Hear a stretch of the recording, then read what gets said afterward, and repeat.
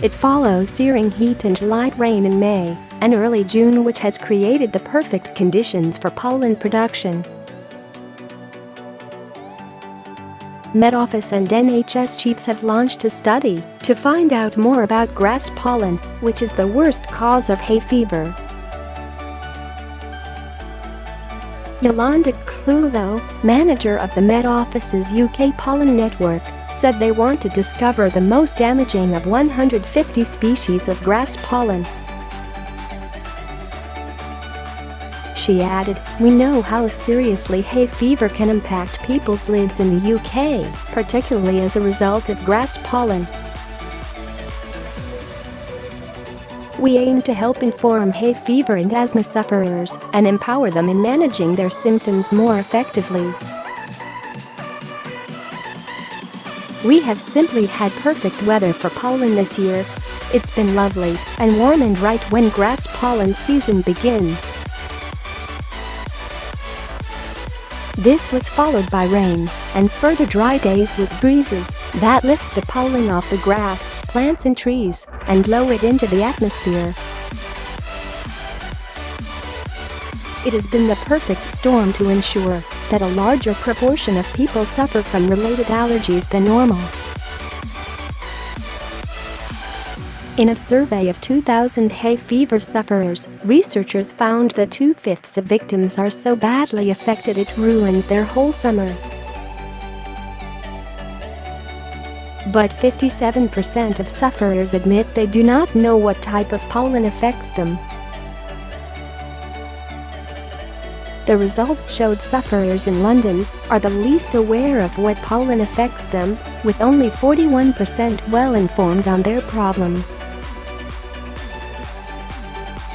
At the other end of the scale, 77% of hay fever patients in Wales knew what most irritated them, followed by Yorkshire, where 69% were clued up. Many make their symptoms worse by failing to avoid habits which expose them to more pollen, the poll said.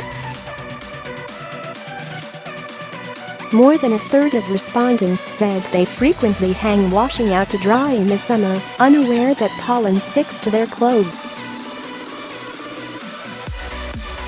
40% said they leave their windows open to cool their home in the summer, which lets pollen in. Ms Clewlow added, "There's currently no cure for hay fever, and you can't prevent it. But you can do things to help ease your symptoms when the pollen count is high. You can try putting Vaseline around your nostrils to trap pollen. Wear wraparound sunglasses to stop pollen getting into your eyes and stay indoors whenever possible." How you can fight symptoms: I have high pollen. I use a fan to cool the house. Keeping grass cut will help reduce symptoms and allow people to enjoy their garden as it only pollinates when it's long. I limit alcohol intake. 1 in 5 hay fever sufferers admit they increase their intake of alcohol over the summer while enjoying the warm weather. I shower in the evening as this can prove an effective way to combat allergies by washing away pollen. I change clothes when coming in from the outside. 8 in 10 hay fever sufferers said they don't do this, but a slight lifestyle change could prove a big help. I set up daily pollen alerts on the Met Office app. They come straight to the phone at 7 a.m. so people can plan for the day and take medication. I provided by the Met Office in partnership with the NHS. My nightmare years suffering. Dominique Hines has seen her regular hay fever bouts turn into a nightmare in this year's pollen-heavy spring. The 37-year-old journalist first began experiencing the condition 7 years ago, but was able to control it with nasal sprays and antihistamines. This year the usual treatments have not had the same results, and Ms. Hines has seen her work and social life disrupted by the symptoms. She said, "It used to be pesky, annoying, and uncomfortable. It began with sneezing and an itchy nose, but developed into runny eyes, coughing and a sore throat. This year it has gone crazy. The usual symptoms like runny eyes have got worse, but I have been short of breath. I have to take 3 showers a day to wash away the allergens. It is so frustrating. Treatments are all down to the severity," comments Stephen Durham, National Heart and Lung Institute. The reason why there are so many different hay fever treatments offering different results for different people is largely a question of severity. Patients with mild intermittent symptoms do well with antihistamines, and the newer non-sedating tablets should be used. Patients with more severe and persistent symptoms do better with a regular daily intranasal corticosteroid spray.